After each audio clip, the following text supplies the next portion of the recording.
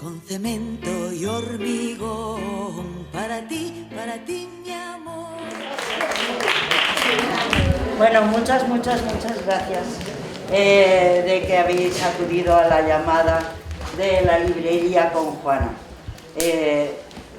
Siento una emoción muy grande porque yo empecé siendo comunista y acabé siendo feminista.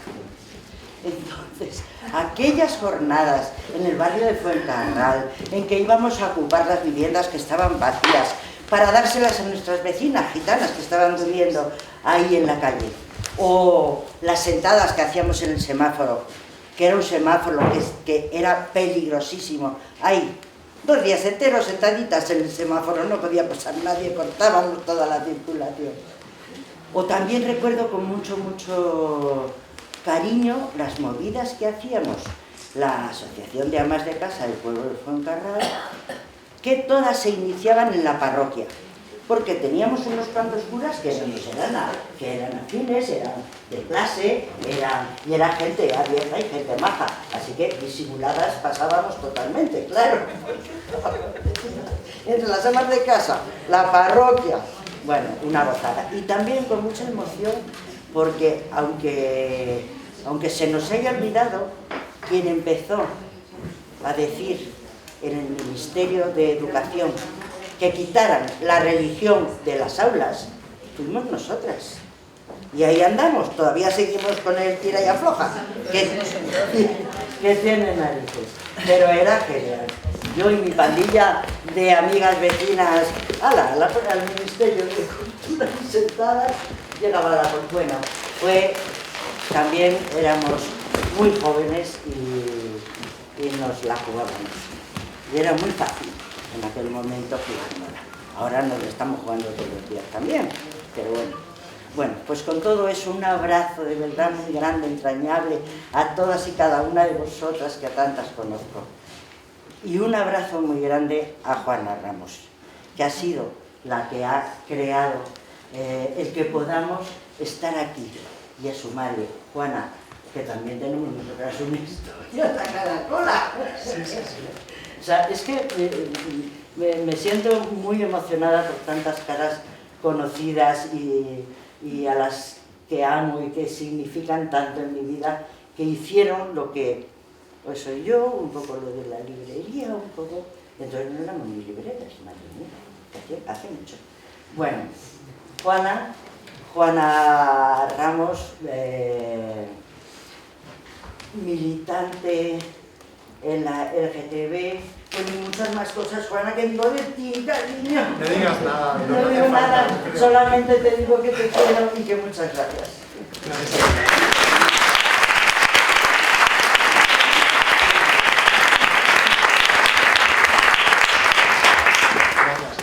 Bueno, pues en primer lugar agradecer vuestra asistencia a este acto y luego pues agradecer a la Librería de Mujeres, a Elena de las Heras, especialmente a Ro, que ha pues trabajado mucho para que este acto sea posible, también al grupo de hacedoras de la puerta de la Sala de Teatro Puerta Estrecha, por hacer posible, pues, por el espacio y por hacer posible que este acto se realice hoy. Entonces, bueno, es un acto sobre el MDM, como cuando se originó. Tenemos a 4 de mujeres que estuvieron entre los años 60 y los años 80, y vamos a comenzar con un vídeo y luego ya pasamos a un coloquio, ya pasamos a lo que es la mesa propiamente dicha, ¿vale? Venga, vamos a hacer un vídeo.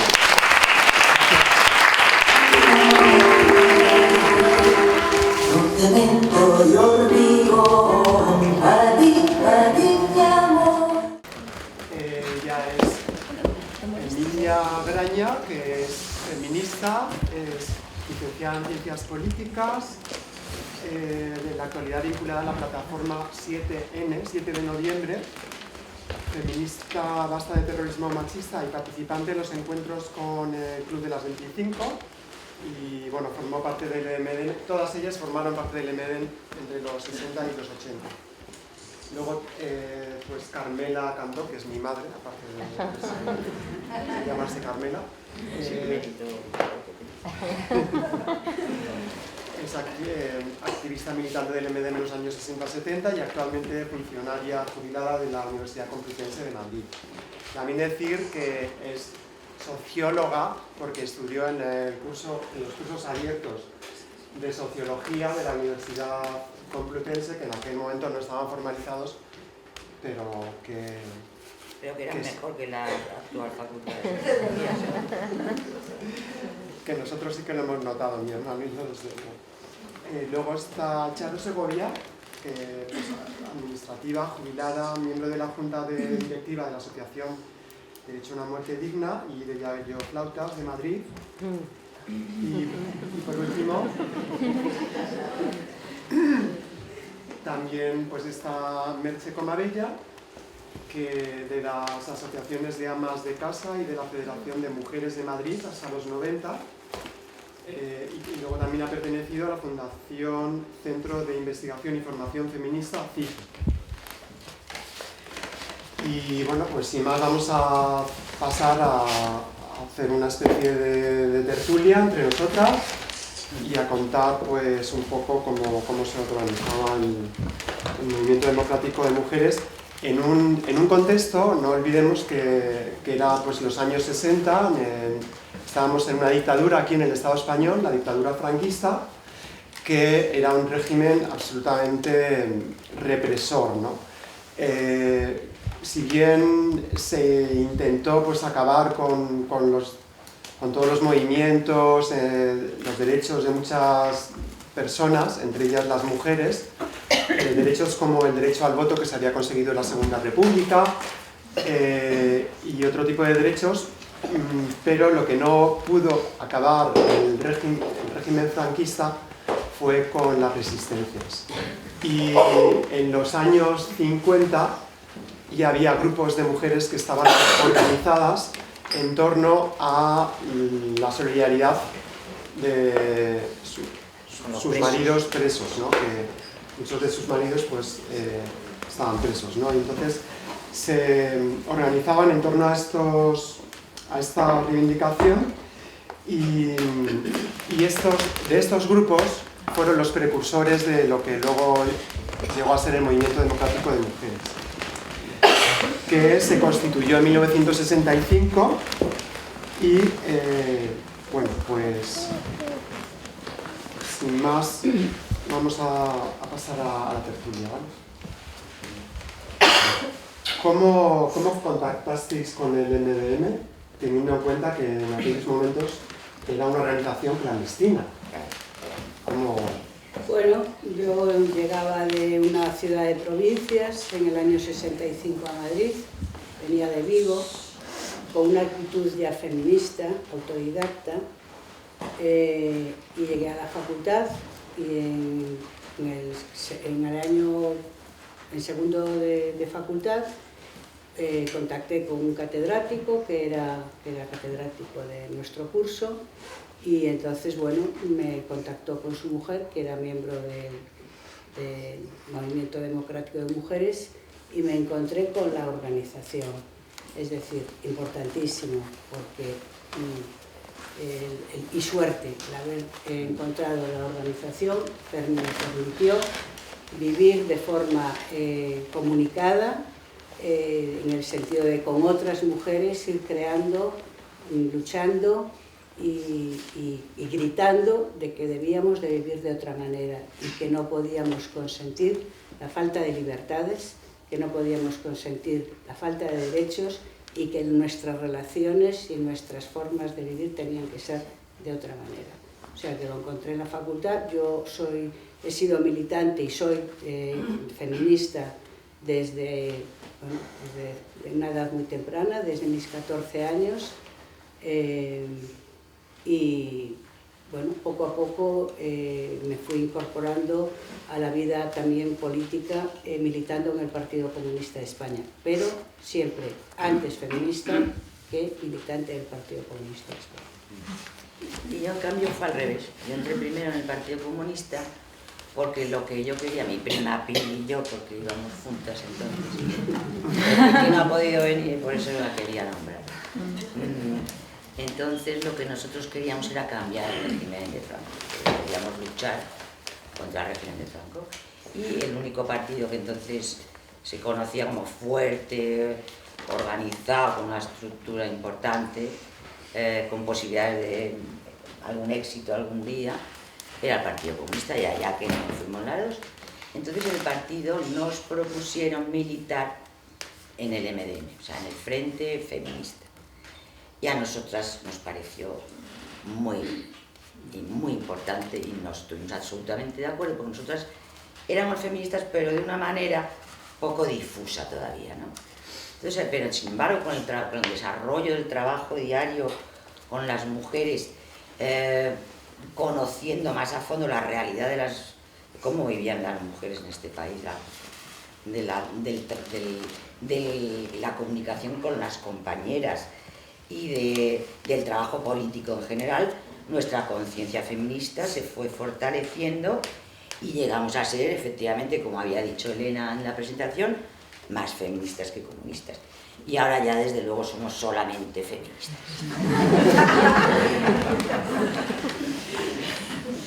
Bueno, yo llegué de una forma diferente al movimiento democrático de mujeres. En aquella época era muy difícil el encontrar en este país una isla de libertad donde las personas, sobre todo las mujeres que teníamos inquietudes, pudiéramos organizarnos de alguna manera. Entonces, en aquella época había un periódico que se llamaba El Correo de la UNESCO. Se vendía en los kioscos y yo pues lo compraba. Entonces me di cuenta que aquella gente que escribía El Correo de la UNESCO pues era muy interesante, y entonces me fui a la sede, que entonces estaba en la calle, estaba en la plaza de Tirso de Molina. Entonces pues allí me puse, o sea, para mí aquello fue un descubrimiento tremendo, porque me puse en contacto con gente del Partido Comunista, que entonces pues en esos sitios donde había una pequeña isla de libertad, pues allí estaban los comunistas, y entonces pues afortunadamente me pude poner en contacto con ellos. Yo siempre he sido una persona muy inquieta y entré en el Partido Comunista después, porque yo les dije que yo era feminista, y entonces me dijeron, uy, si hay un grupo de mujeres, digo, pues ahí es donde yo quiero ir. Entonces prácticamente entré a la vez, o tal vez un poco antes, en el movimiento democrático de mujeres que en el Partido Comunista, pero vamos, durante muchos años, exactamente durante 10 años, yo fui militante del Partido Comunista. Luego ya explicaré por qué y cómo salí, pero esa fue mi introducción en el movimiento democrático de mujeres, que para mí fue muy importante porque me hizo sentirme una persona más integrada en la sociedad, porque yo entonces me consideraba, y me consideraba todo el mundo que me conocía, rarita, porque pensaba unas cosas que no estaban en el común de la gente entonces.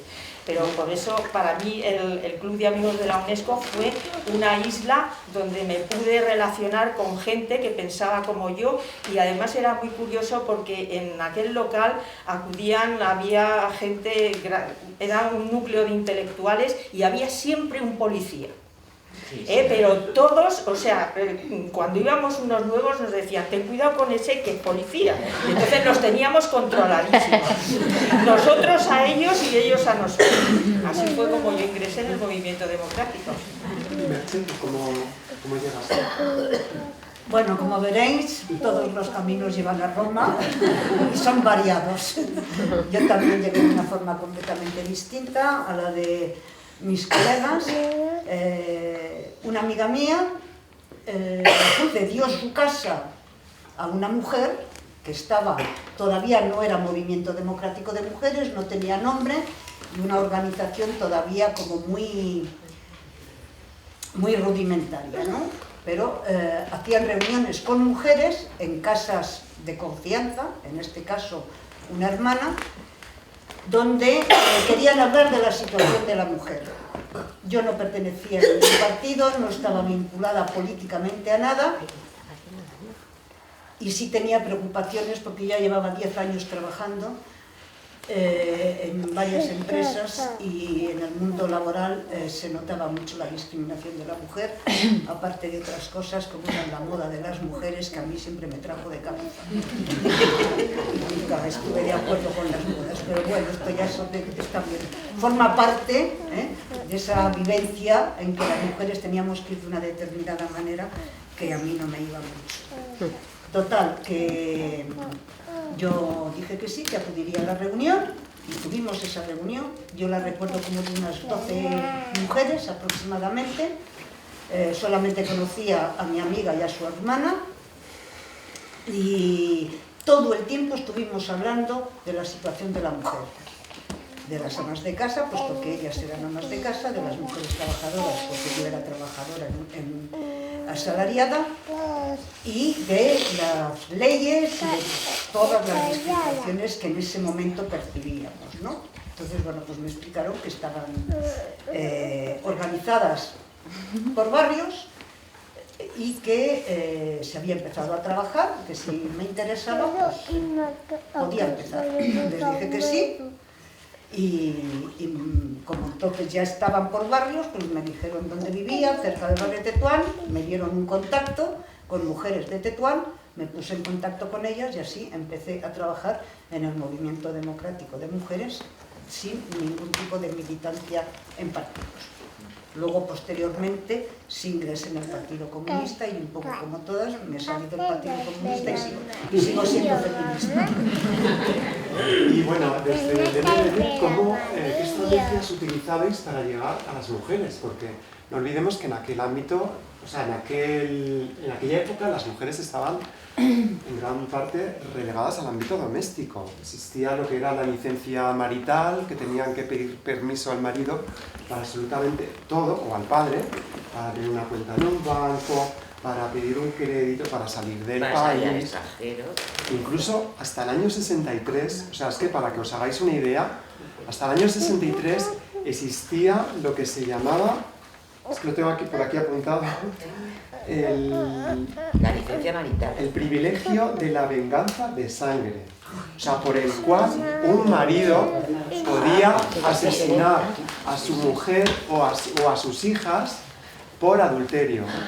No solamente, o sea, si encontraba a sus hijas, por ejemplo, con alguien que no fuese su marido teniendo relaciones sexuales, o a su mujer, las podía asesinar. Se las pillaban infraganti.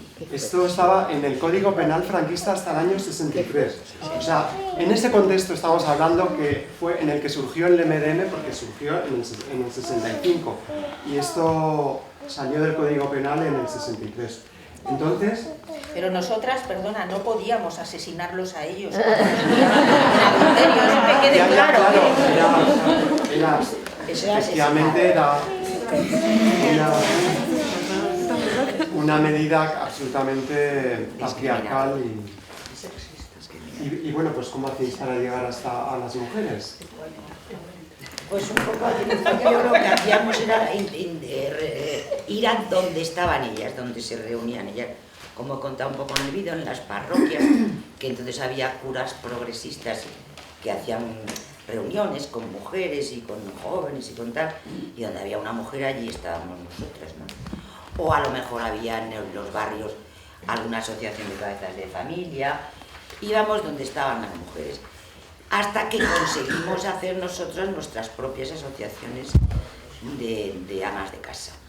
Que fue un momento muy importante porque ya podíamos conseguir locales, teníamos permiso para reunirnos y ya no teníamos que depender ni de los curas ni de los demás. Bueno, sí teníamos que depender porque muchas veces nos seguían dejando los locales. Y luego pues ya seguimos otra camilla, señora, se llama como la chuleta. ¿No? Las asociaciones de amas de casa. Asociaciones de amas de casa, sí. ¿Cómo qué consistía? Porque antes de amas de casas eran de cabeza de familia, sí. Cabezas de familia, los padres de los padres de los hijos, de nuestros hijos, eran los cabezas de familia, ¿comprende? Entonces solamente eran legales esas asociaciones. En el Congreso, por ejemplo, el tercio de los ya diputados, que todos los llaman diputados, eran elegidos entre los cabezas de familia. Los otros tres me parece tercio que- familiar. Claro, yo creo que hay que contarlo como de otra manera, porque lo que no pueden perder de vista es que la situación en la que la mayoría, aunque no veo nada con estos favoritos que os habéis puesto, es decir, habéis nacido, estamos hablando de largo tiempo atrás, estamos hablando de la estructura de una dictadura sin ningún tipo de libertad, es decir, que una madre profesional que tenía su independencia económica le tenía que solicitar la firma a su marido para poder viajar en un tren para ver a sus padres. No podía sacar, si tenía independencia económica, no podía sacar dinero de su propia peculio, o sea, dinero su privativo se lo manejaba el se lo marido. manejaba el marido. Es decir, claro, es tan distinto lo que os habéis encontrado, es decir, a lo que nosotros en aquel momento vivíamos, que es muy difícil. Y Carmela está contando una cosa que es que decidimos, porque todo eso fuimos elaborándolo para llegar a la masa en aquel momento. En España la mayoría de las mujeres eran amas de casa, profesionales muy pocas y esposas de, es decir, hubo una parte del movimiento obrero, no había más, pero la mayoría eran amas de casa, aisladas, con lo cual pues no podíamos llegar con ellas, y entonces lo que aprovechamos en aquel momento funcionaban cosas legales como la sección femenina, la asociación de amas de casa a las que se refería Carmela. Entonces, claro, decidimos penetrar en todo lo legalmente establecido, que era el modo de poder estar sin que hubiese problemas de detención o problemas de muchas índoles. Entonces yo creo que si perdéis la perspectiva de lo que había establecido, es que es imposible entenderlo, porque o sea, la forma que vosotros os habéis encontrado en la sociedad pues no es la que nosotros teníamos en aquel momento, ¿no? Sí, yo querría incidir un poquito más en eso, porque creo que es lo más de las formas difícil de trabajar entender, nuestra, claro. y es que en aquel entonces mujeres trabajadoras asalariadas había poco más de 2 millones de mujeres trabajando en fábricas, etc. Y amas de casa eran 9 millones aproximadamente. En la universidad prácticamente había muy pocas mujeres estudiando en la universidad, y por lo tanto la mayoría de ellas, y además las mujeres asalariadas, también eran amas de casa cuando volvían del trabajo. Esto quiere decirse que millones de mujeres estaban aisladas completamente de la sociedad. La única información que recibían era a través del marido o de los hijos si ya eran mayores. Con lo cual, lo que mamaban, digamos, directamente eran opiniones de otros, sin ellas tener los medios necesarios para poder hablar, pensar y opinar por sí mismas. Con lo cual, el salir de esa especie de prisión de cristal, que era la casa, les costaba mucho y además tenían miedo. Les daba miedo porque además la represión estaba ahí presente, etc., ¿no? Entonces, desde muy pronto, desde el año 66, yo todavía no había entrado en esta organización, intentaron introducirse en una asociación de amas de casa de carácter provincial, y además también había una federación nacional, para tratar de tener esas plataformas legales que nos permitieran llegar a las mujeres. Duraron como 3 o 4 meses y las echaron. En cuanto vieron cómo hablaban, cómo actuaban, etc., las expulsaron de la asociación y poco se pudo hacer. Hubo una segunda oleada en la que yo ya estuve, en que también nos introducimos en esta asociación, y ahí en la misma asamblea que se estaba celebrando, nos echaron tranquilamente, iban a ser notario para armar el escándalo, se armó el escándalo, etc., pero nos quedamos fuera sin poder hacer nada, con lo cual el trabajo era muy, muy difícil de hacer, y no obstante, a través de los grupos de conocidos, amistades, tantear vecinas, etc. Y vamos un poquitito ampliando el tema, ¿no? Y así estuvimos como un par de años o 3. Sabiendo perfectamente que eso yo creo que también es una cosa muy importante, es que estas mujeres lo que vivían principalmente eran los problemas del barrio: carestía, falta de escuelas, falta de centros de asistencia sanitaria, nada de zonas verdes, no había institutos, etcétera, etcétera. Ese era el problema y la vida que vivían. Y nosotras teníamos que entrar en esa vida para poder hablar con ellas. Y eso es por lo que hicimos una especie de proyecto de coger esos temas como nuestros principales objetivos para llegar a ellas. Que hoy en día esas reivindicaciones serían ciudadanas, pero aquí en esos momentos eran lo que vivían las mujeres y nada más. Y entonces teníamos que entrar de esa manera. Bueno, Merche, yo creo que hay que señalar también que eran 9 millones de mujeres amas de casa, sí, como tú has señalado, sin independencia económica. Exactamente. Es decir, sí, claro, que para comprarse una barra de labios tendrían que pedirle al marido el dinero. O sea que eso también hay que señalarlo, porque es por eso nosotros siempre decíamos que la independencia económica era para nosotros fundamental, para tomar nuestras propias decisiones.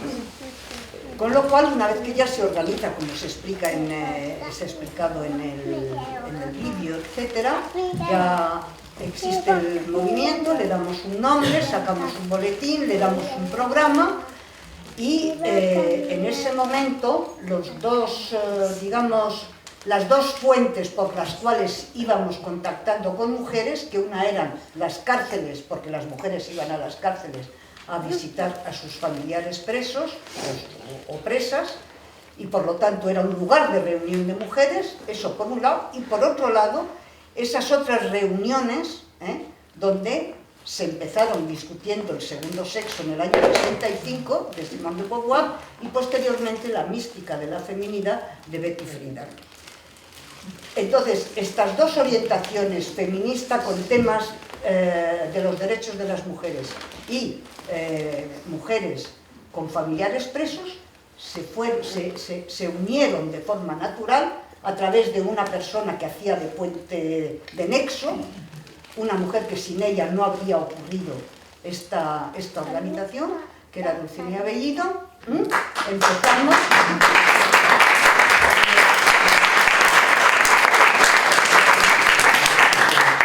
Empezamos la extensión y hablar de los problemas. Y el aspecto solidario ya quedó como una comisión de solidaridad con los presos, las presas y los represaliados, y en contra de las detenciones y de toda la represión de la dictadura, y esa otra de enfoque de las mujeres.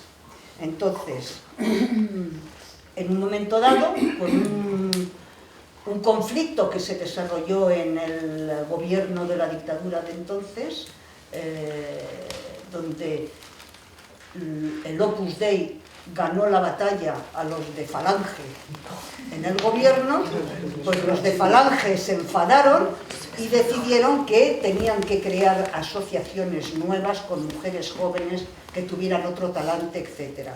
Nos enteramos a través de una asociación de cabezas de familia del poblado de Fuencarral, como decía Elena de las Heras, y que fue esa la primera oportunidad.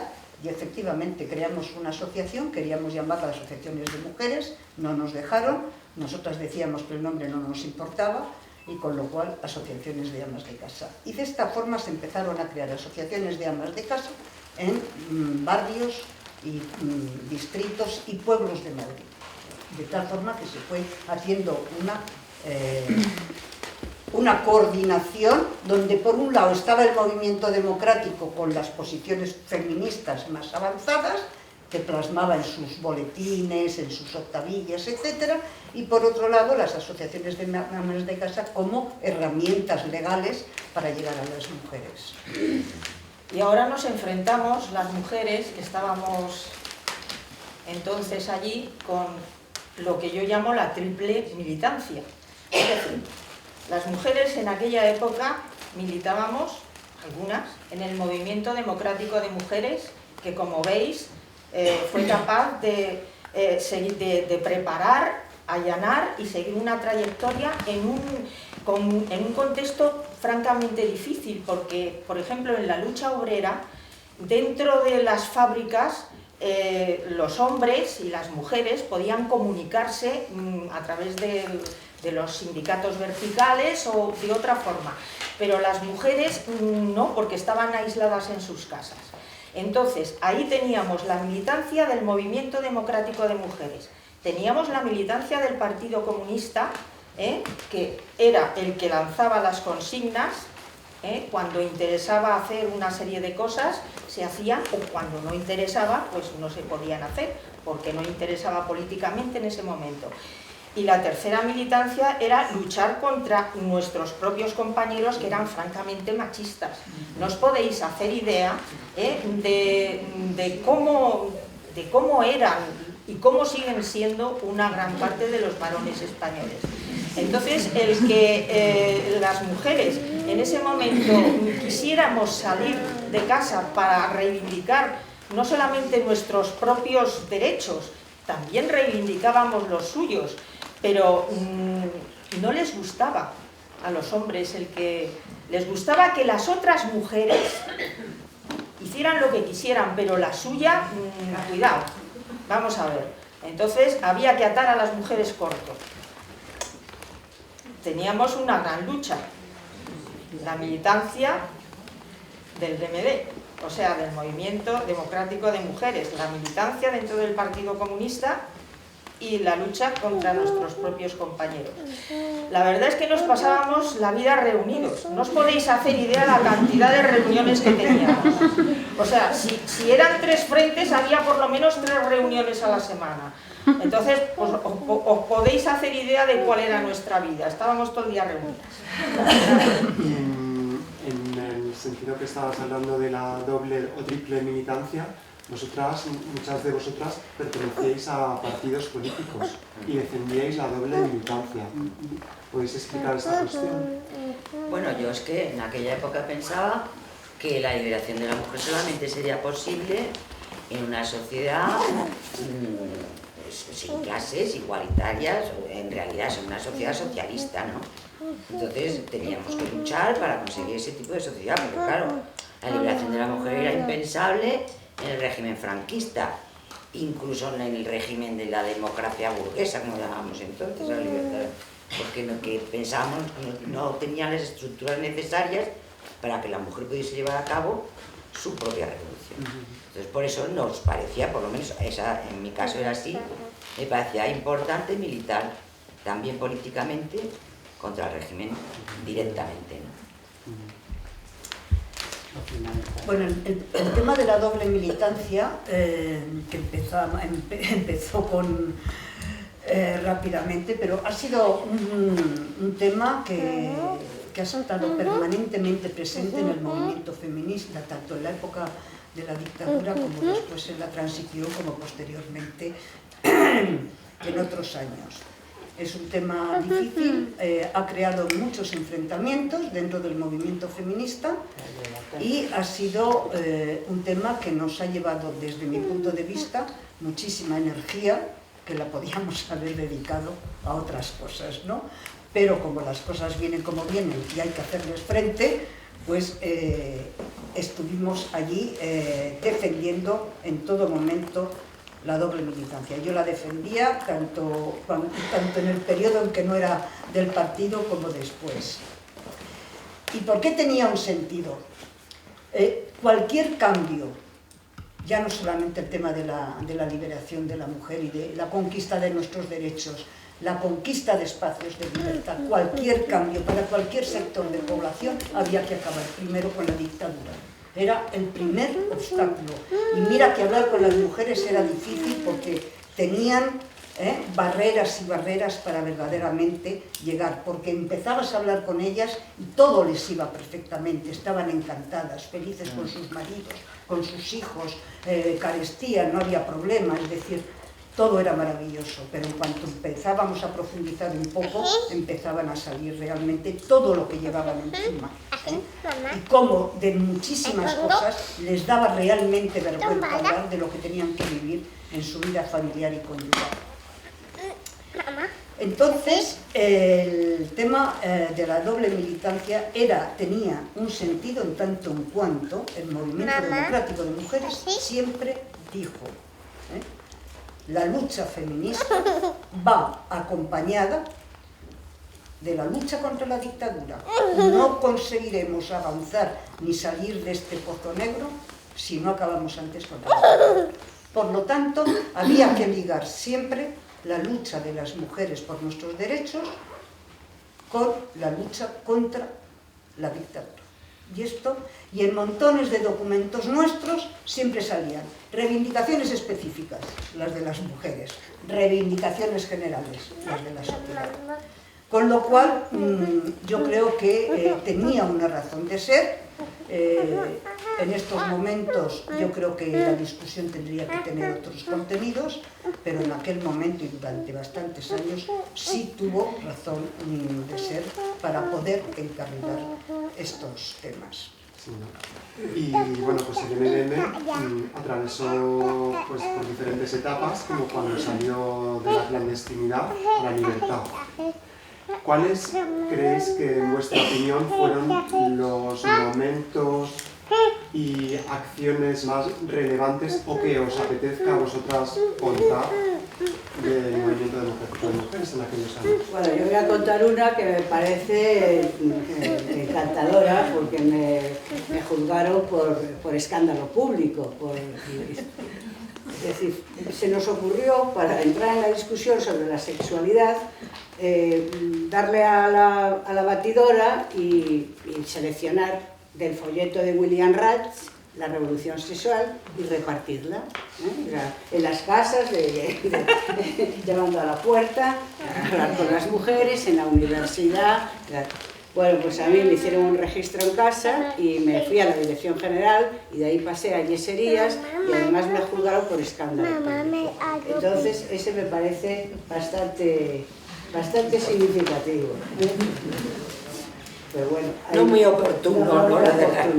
La revolución sexual. Pero bueno, yo entraría un poco en, si os parece, en el año... Esto ocurre, lo de William Reich ocurre en el 72 y yo iría al 75, que yo creo que marca un hito importante, un giro en cuanto al movimiento feminista en España, ¿no? Y que nosotros tuvimos una participación importante. Y hablo de las jornadas de liberación de la mujer. Yo creo que eso sí quedaría un poco... Las primeras jornadas. Las primeras jornadas de liberación. Alguna mujer que hay por ahí, yo creo que también ha estado. O sea, que puede ayudar a contar. Yo primero simplemente haría una pequeña reflexión porque también me gustaría que habláramos, pero vamos muy rápidamente, de que, claro, llegamos al año 75 para la preparación y la celebración de estas jornadas, pero desde el año 69 en adelante, hasta el 74, porque a partir del 74 estuvimos volcadas en el Año Internacional de la Mujer. Desde el 69 hasta el 74 estábamos permanentemente en la calle, grupos de mujeres, 50, 100, 25, las que fueran, cortando el tráfico, como contaba Charo, con mítines en los mercados, en los centros de asistencia sanitaria, en las iglesias cuando terminaban la misa, oíamos la misa entera, cuando terminaba, una se subía en un banco con una peluca y disfrazada completamente que no hubiera forma de reconocerla y lanzaba un mitin para gran perplejidad de toda la gente que no sabían si se había aparecido el diablo o qué. En la calle de repente ver a 20 mujeres o 50 o 100, dando gritas y lanzando envases de plásticos pintados de montones de colores, contra la carestía, libertad, etcétera, etcétera. Pues efectivamente era tal perplejidad que había desde bocas abiertas hasta insultos de todo tipo, como os podéis imaginar.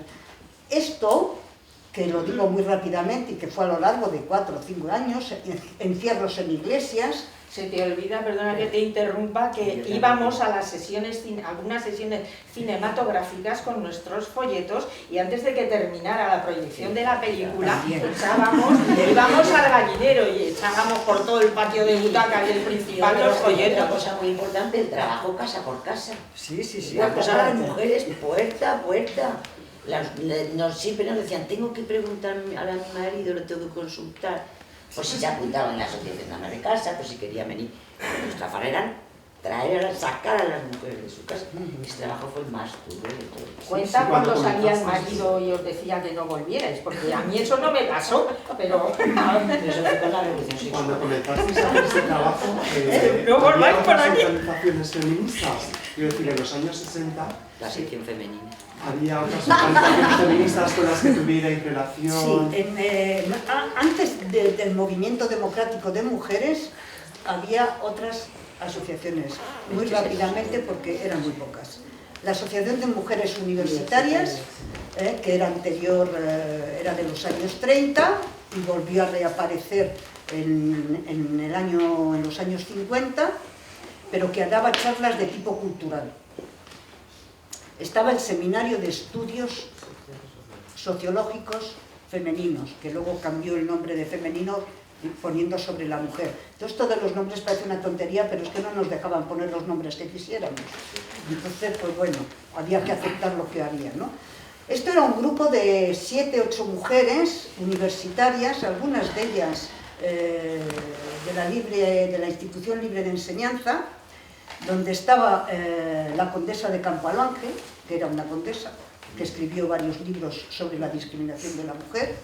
Estaba Lili Álvarez, una tenista que ganó varios premios internacionales, y mujeres que estaban en la universidad dando clases y que se dedicaban también a trabajos de estudio.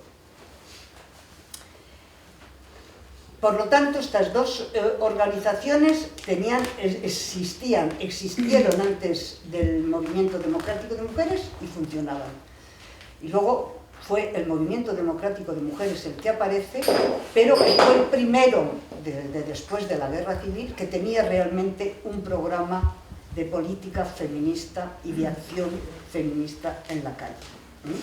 Entonces, todo esto, poco a poco, con las asociaciones de amas de casa, conseguimos conectar con estas mujeres y empezamos a hacer cosas juntas, con las del seminario de estudios, con mujeres universitarias, donde hicimos un documento de una carta por los derechos de las mujeres, que presentamos en Presidencia de Gobierno en el año 67, con más de 1.500 firmas de mujeres, exigiendo nuestros derechos. Es decir, que todo este trabajo de movilización y de agitación fue una base muy buena para poder llegar al tema del año 1975. Y otra cosa muy importante también que nos diferenciaba al Movimiento Democrático de Mujeres de estas otras dos organizaciones era que el Movimiento Democrático de Mujeres no solamente lo hubo en Madrid, lo hubo prácticamente en casi todas las provincias de España. Yo empleo la palabra provincias porque entonces era la división territorial que teníamos, ¿no? Galicia, Valencia, Alicante, Asturias, algo en Andalucía, algo en Extremadura, etc. Es decir, teníamos una red que se había ido extendiendo a través de mujeres del PT, pero también de mujeres de otros partidos, porque en el Movimiento Democrático de Mujeres estuvieron mujeres socialistas, mujeres carlistas, mujeres de la ORT, mujeres del Partido del Trabajo de España, es decir, que hubo de todas partes. Con toda esta movilización es con lo que llegamos al año 75, y no sé, podemos hablar. Yo que en aquella época ya tenía muy poco tiempo, porque estaba trabajando en la librería y ya no estaba yo full time en el movimiento. Yo creo que tuvimos una participación muy importante, pero ahí entran en juego ya otras otra parte del movimiento feminista que creo que ya estamos en otra situación, Vale, ¿no? bueno, Yo entonces, creo que eso hay que será muy señalarlo. franco, En el año 75 pues fallece el dictador, entonces se produce pues una gran involución en toda una serie de cosas, incluido el movimiento democrático de mujeres. El movimiento feminista en este país siempre ha estado bastante dividido. Entonces, yo en aquella época era partidaria de la doble militancia. Hoy no se me ocurriría, porque estamos hablando de una cosa muy importante que es el patriarcado. Entonces, dejamos de ser las amas de casa al reposo del guerrero para convertirnos en las mujeres florero y consumidoras. A partir del año 75, con la muerte del dictador y la llegada de la democracia, ocurren muchas cosas.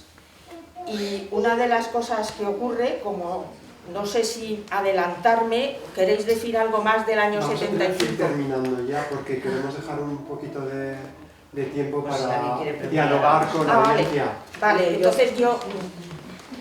Emilia.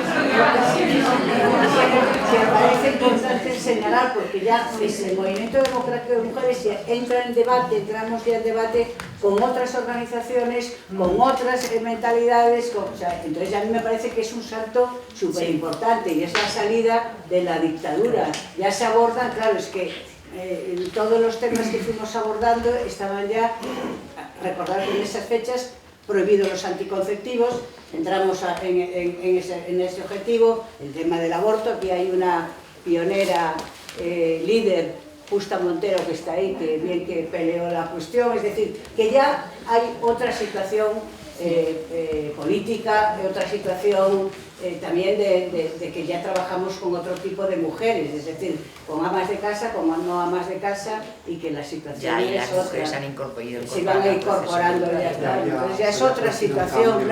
Claro, porque al poderse celebrar, es decir, el trabajo que nos lleva al año 1975 es un trabajo de coordinación con todas las organizaciones que hay en todo el territorio de España. Y estuvimos viajando por todas para hacer realmente unas jornadas donde pudiéramos discutir más ampliamente el tema, ¿no?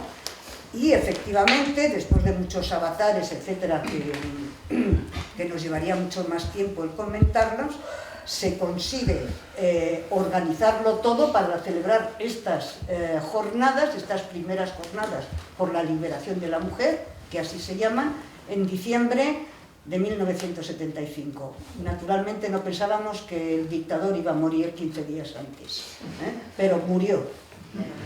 Y entonces estuvimos a punto de suspender las jornadas porque era un peligro, ¿no? Que eran unas jornadas clandestinas, etc. Pero decidimos llevarlo adelante.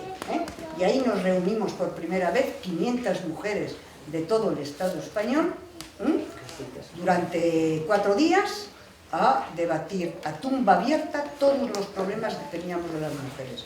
Los ha enumerado Emilia y yo no los voy a volver a repetir para que no sea esto. Todo el tema de la sexualidad libre, Pero ahí,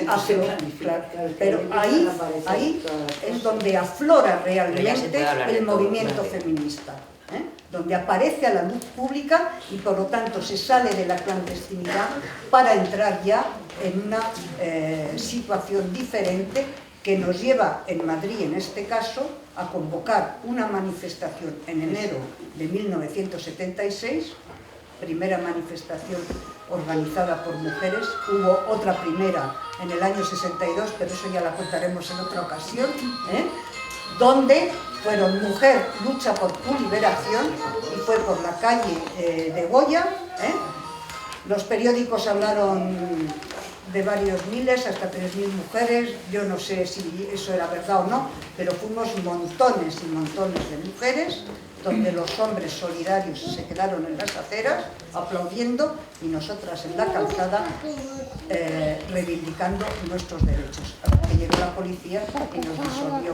Intentamos negociar, pero no hubo manera y nos echaron con botes de humo y llegamos a la presidencia de gobierno a entregar nuestras reivindicaciones, y ya a partir de ahí el movimiento feminista sale a la luz, se organiza, se extiende, y hacemos en los 5 años de transición un trabajo brutal. Pero hay que decir que nos divertimos mucho también y lo pasamos muy bien. Bueno, se abre el coloquio, Juana. Sí, vamos Venga. Vamos, es que tenemos 10 minutos porque luego tenemos un concierto de Alicia Ramos y bueno, pues queríamos hacer un diálogo con, si tenéis alguna pregunta o algo que comentar. Sí, Elena. Para mí, que lo viví aquel momento, fue muy importante el tema de clase. De clase. Nos encontramos con mujeres que no tenían ninguna cultura y han ido muy poco a la escuela. Y ese aprendizaje para mí fue muy importante. La clase relacionada con las mujeres y el feminismo. Eso fue fundamental. Ay, perdón por lo bonito que lo estoy diciendo, pero... No, que para mí ese momento de mi vida fue muy importante en el que vinculé el tema de clase y las mujeres. Y la falta de cultura de las mujeres. Apenas habían ido a la escuela, apenas habían leído. ¿Cómo iban, bueno, a pensar en rebelarse contra eso si el único ejemplo que tenían eran sus madres, que estaban machacadas por la guerra civil y machacadas por Franco? O sea que eso fue lo más importante que yo aprendí. Y ahí, eso es como un centro en el que se van extendiendo, por ejemplo, una falta de educación sexual y de conocimiento en este país fascista y mojigato, que bueno, cuando hablabas, o sea, nosotras en la parroquia hacíamos reuniones para hablar de sexualidad, y entonces ni idea ni las partes de su cuerpo, ni idea de lo que era un orgasmo, y te decían, o sea, era algo tan impactante que te decían, no, yo le digo, yo le quiero mucho, yo me pongo boca arriba y digo, disfruta, hijo, disfruta. O sea, era... Cuando decías que tenemos que explicar el concepto de dónde estábamos, es que estábamos en una España brutal. Y si era brutal para los españoles en general, para las mujeres, era libremente brutal. Libremente brutal, superficial, asustada, y un miedo. Bueno, eso era lo que quería decir y que muchas gracias. Ha sido un goce. ¿Cómo te acuerdas de todo? Es un fenómeno, Merche es un fenómeno. Bueno. A ver, Sí, Beatriz. yo quería preguntar en qué año se creó la Asociación de Amas de Casa y si algunas de las amas de casa terminaron siendo parte del MDM activamente. O sea, que se convirtieron al MDM, que se unieron al movimiento. Me interesa ese aspecto porque había 9 millones de mujeres amas de casa, y con lo cual es muy importante la participación de las amas de casa en el MDM. Pues te voy a contestar dentro de lo que sé yo, en lo que recuerdo. La verdad es que no recuerdo ninguna. Imagínate lo que nos esforzábamos y la cosecha que obteníamos. Porque claro, tú imagínate irle a las mujeres con estas historias, a lo mejor estabas... que son nuestras historias y es lo que nosotras queríamos, pero claro, si es, en la parroquia, en el momento en que se estaba hablando del orgasmo, aparecía el cura párroco, os podéis imaginar, o sea, el panorama. Entonces, que yo recuerde que yo estuve en la Asociación de Amas de Casa de Tetuán, junto con Merche, contigo, bueno, con más gente, yo no recuerdo que ninguna de aquellas mujeres se apuntara al movimiento democrático de mujeres. Es más, es que yo creo que ni lo sabíamos, porque nosotras no les decíamos, nosotras militamos en el movimiento democrático de mujeres, no les explicábamos lo que era aquello. Entonces, claro, tampoco lo sabían. Indudablemente lo que sí hicimos fue sembrar. La cosecha se ha recogido después, porque algo hicimos, pero creo que he contestado tu Bueno, pregunta sí, diciendo que yo no recuerdo. sacarlas de sus casas para hacerlas venir a las charlas donde nosotros les informábamos de todas las posibilidades que había en el mundo para la mujer, ¿no? O sea, que no tenían que estar sometidas al marido, entre carestía de la vida, barrio, no sé qué, que no tenían que estar sometidas al marido, que había que luchar contra las leyes discriminatorias, que no nos podíamos cargar de hijos, que había que utilizar los anticonceptivos, toda esa serie de cosas. Y eso sí que venían mujeres, o sea, conseguimos que viniesen mujeres, sacarlas de sus casas y agruparlas y que charlasen entre ellas y qué tal. Pero militando en un movimiento clandestino... Yo creo que se hizo una labor fundamentalmente educativa e informativa, que ha sido importantísimo posteriormente cuando ya ellas podían pensar en solitario.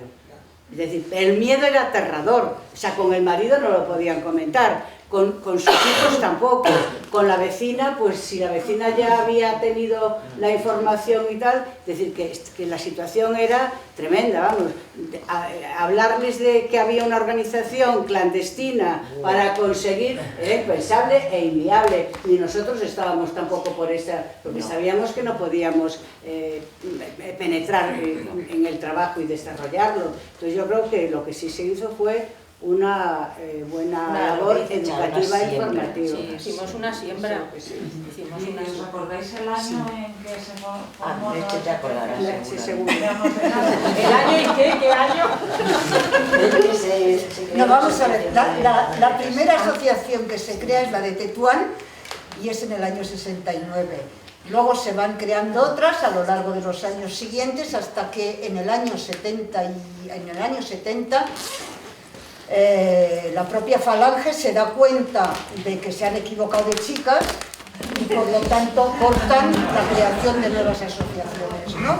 Con lo cual se produce un corte y en el año 72 hay una nueva asociación que surge, que no la formamos nosotras, pero que en cuanto nos enteramos sí que nos incorporamos, que se llamaba la Asociación Castellana de Amas de Casa, que tenía carácter provincial, fue creada por mujeres del Opus Dei, fundamentalmente, y a través de esa asociación de carácter provincial fuimos creando delegaciones hasta el punto que llegamos a tener 20 y tantas asociaciones de amas de casa. Y yo tengo que decir que sí que ha habido alguna que ha pasado no solamente al movimiento democrático de mujeres, algunas, no digo sí, sino incluso al Partido Comunista de España. Como era muy clandestina, Claro. Pero eso fue posteriormente, a partir del año 75, 76. Bueno, escuchar, mira, una última palabra y ya pasamos al concierto. Sí. No tengo que leer esto. Ah, es verdad. Después de la palabra ya lo leemos. Voy a ser breve. Bueno, muchísimas gracias por la experiencia, por participarnos o hacernos partícipes de vuestra experiencia, ¿no? de la experiencia de los inicios del movimiento democrático de mujeres. Bueno, yo soy Ana y hemos revitalizado o estamos intentando revitalizar el movimiento democrático de mujeres. Tuvimos un primer congreso en el año 14. Luego hemos tenido un segundo congreso en el 15 y ahí estamos. Evidentemente no son las mismas formas de lucha que entonces, porque el trabajo que vosotras habéis estado haciendo evidentemente nos ha beneficiado y hemos mejorado la situación, pero no hemos mejorado tanto, desgraciadamente, ¿no? El movimiento feminista, las mujeres seguimos en el movimiento feminista porque tenemos que seguir luchando en el movimiento feminista, porque no son las cosas iguales para los hombres que para las mujeres, porque sigue habiendo discriminación salarial, brecha salarial, bueno, y quiero ya contar yo aquí que no sepamos todas, ¿no? Las discriminaciones, las dobles y las triples jornadas que hacemos las mujeres con la militancia, con el trabajo asalariado y con el trabajo no asalariado de casa, ¿no? O sea, que lo seguimos teniendo y lo seguimos teniendo duro. Yo quiero deciros una cosa, yo en el año 77 fui a hacerme me separé, todavía no existía el divorcio, me separé del marido con el que vivía, fui a hacerme una cuenta corriente y todavía necesitaba en el año 77 la firma de mi marido. El señor era muy majo y me puso que era soltera, con lo cual no pude abrirla. O sea que eso hemos ido arrastrando.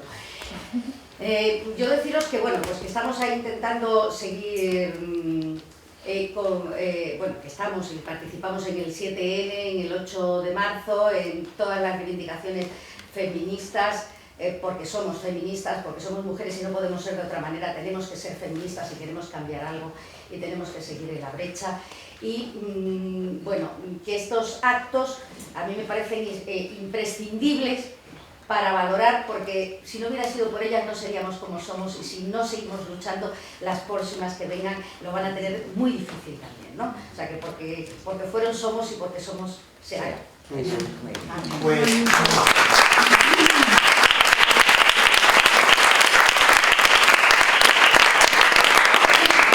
Os voy a leer brevemente un escrito que hemos preparado. En primer lugar, queremos mostrar nuestro agradecimiento a todas las personas que han preparado este acto. Al Teatro Puerta Estrecha, Librería de Mujeres y Grupo Las Raras por su dedicación, su entrega y su trabajo. En especial a Juana. Sin ellas hubiera sido imposible rescatar para la historia del movimiento feminista madrileño los recuerdos y experiencias de algunas de las mujeres que estuvimos en vanguardia en aquella lucha. También recordar a todas aquellas que ya no están entre nosotras, pero cuyo esfuerzo y trabajo contribuyeron decisivamente en aquellos lejanos días a la lucha que mantuvimos para defender nuestros derechos en el régimen infame de la dictadura franquista. A Dulcinea Bellido, Mercedes Pintó, Rosa Pardo, Manolita Galeote, Vicenta Camacho y a todas aquellas que con su dedicación a la causa feminista nos mostraron un camino de lucha y entrega en la que todavía estamos.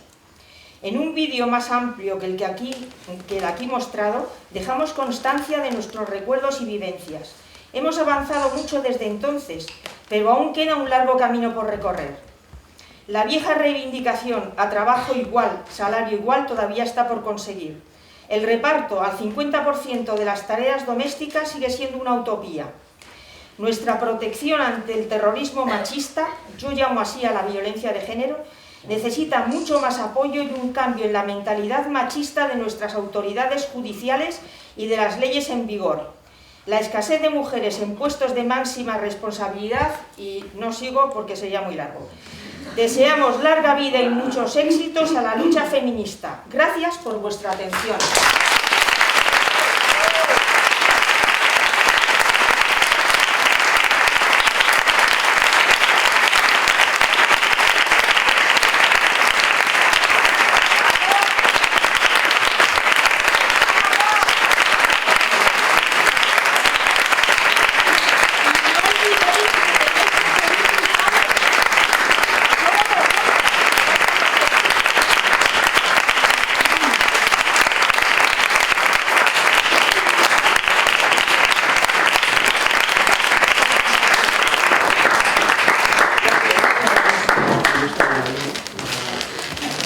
Vamos a poner en la primera fila para escuchar a Alicia Ramos, que ha venido corriendo para brindarnos con su presencia un concierto. Aprovecho la ocasión para es horrible esto, ¿verdad?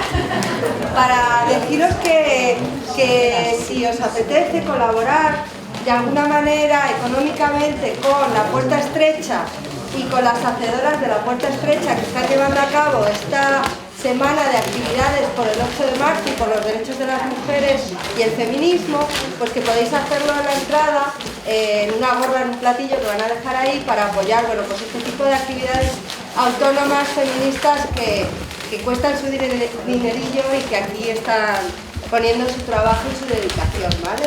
Y agradecer muchísimo a Juana, a todas las compañeras del Movimiento Democrático de Mujeres y ahora Alicia Ramos, que nos da mucho gusto que venga a cantar y a tocar.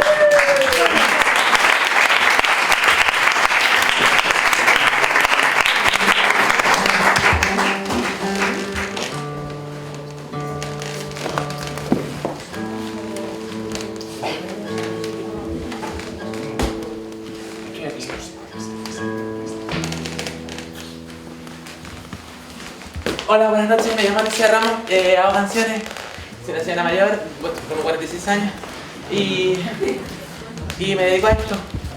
Vengo de... Me lamento mucho haberme perdido esto porque el otro día estaba en un acto también feminista en Ciudad Lineal y a una señora que se llama Beatriz Jiménez, no sé si la conocen,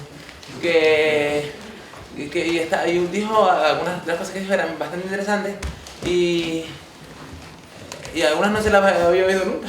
Y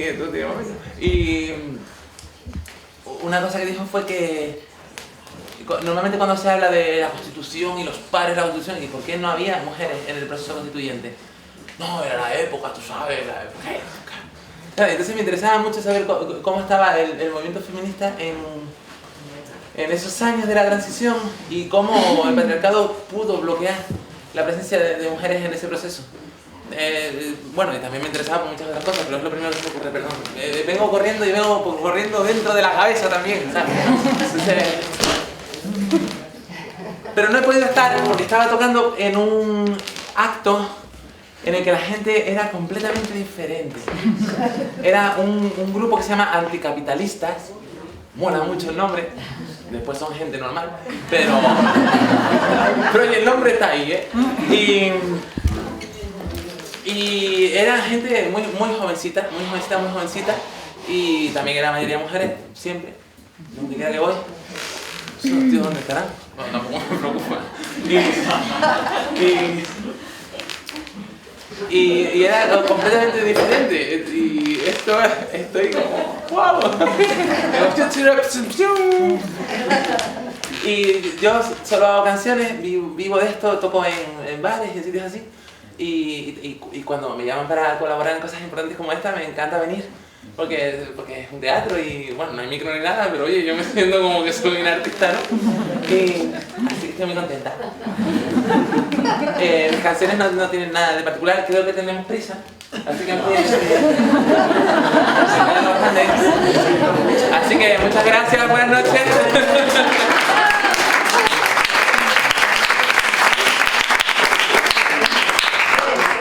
¿Tres? Sí. Gracias.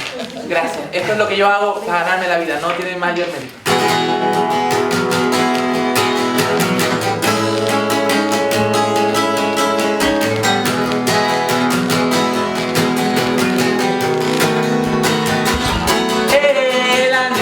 La plaga de cisnes, tomábamos café con nieve sucia y ron, al calor del almacén de raíles de la antigua estación,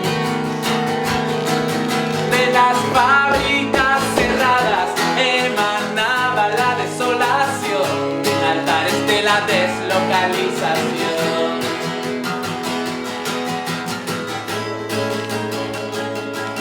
Te recuerdo siempre enfadado preguntándote cómo hemos llegado hasta aquí. Yo tenía demasiada hambre, demasiado frío y demasiado amor por ti, pero las trampas siempre salen una y otra vez. Es por eso que los tramposos solo pueden perder.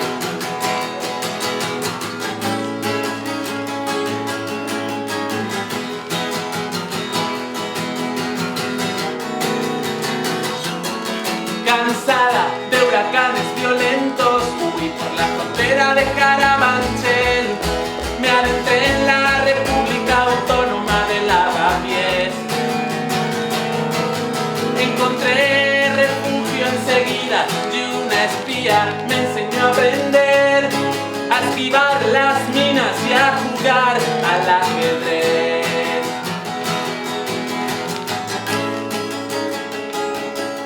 Y el año de los piojos mutantes, la madre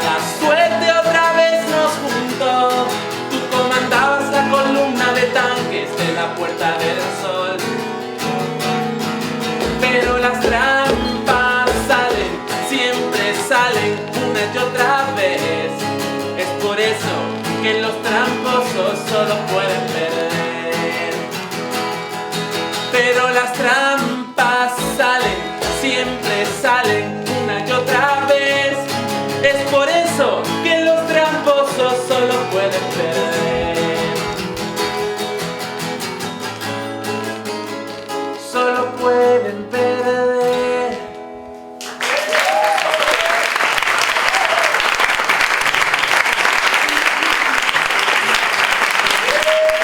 Gracias.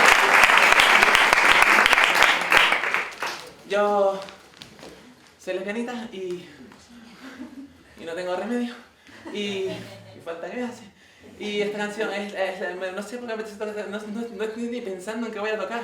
Cuando me das prisa. Muchacha. Qué prisa. Y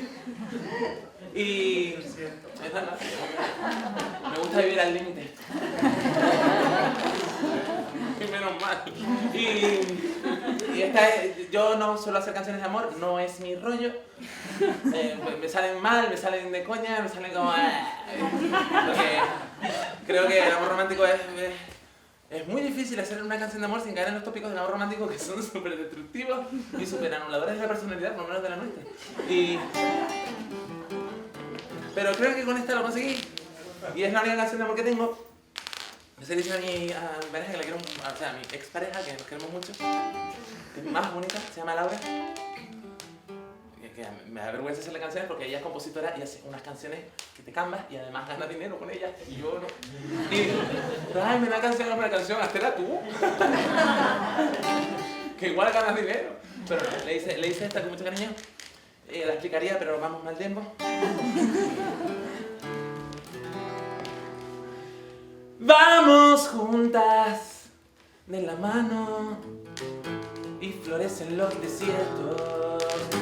Nos besamos y aprenden a volar los caballitos de mar en los espacios abiertos. El continuo espacio-tiempo se dobló sobre sí mismo y un agujero de gusano nos llevó a este dulce abismo.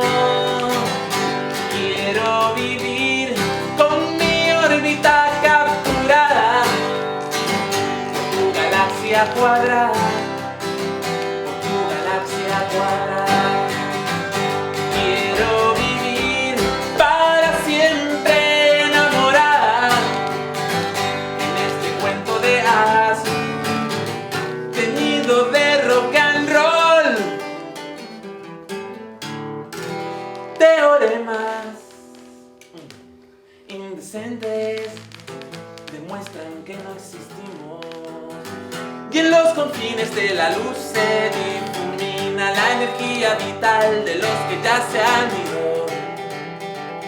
Cuando acaban los veranos nos ponemos ojos tiernos y decidimos si pasar o no juntas otro invierno. Quiero vivir con mi órbita capturada por tu galaxia cuadrada, por tu galaxia cuadrada. Quiero vivir para siempre enamorada en este cuento de hadas teñido de rock and roll. Nos besamos y aprenden a volar los caballitos de mar hasta en el puto mar muero.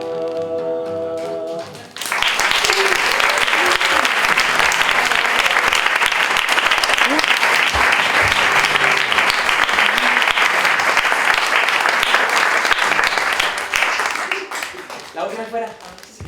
Y me voy a despedir con una canción muy cortita, muy cortita, muy cortita. Esta es la buena, ¿eh?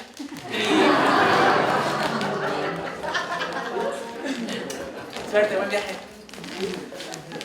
Porque para salir de aquí, a mí me costó entrar. Y esta canción habla sobre un personaje que es al final, cuando tú vas hurgando en los argumentos que de la reacción más reaccionaria para cualquier cosa, sobre todo para el nuestro, claro, pero Vas donde ahí, los argumentos van cayendo y al final está el personaje. Me encanta. Lo he visto tantas veces después de tantas discusiones. Y con esto me despido. Gracias por escucharme. Perdón por irrumpir aquí.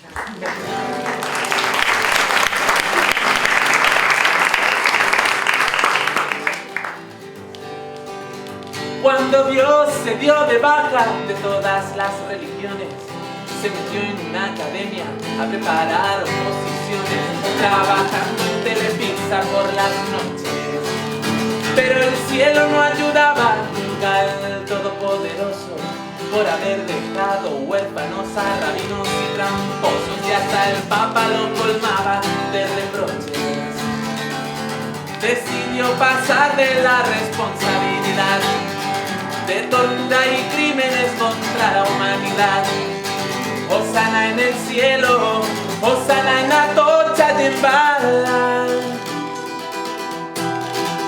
En vano su mano alzaba los mulás a las alturas, y otro tanto le pasaba a los mormones y los curas, pero no se detenían ni una guerra.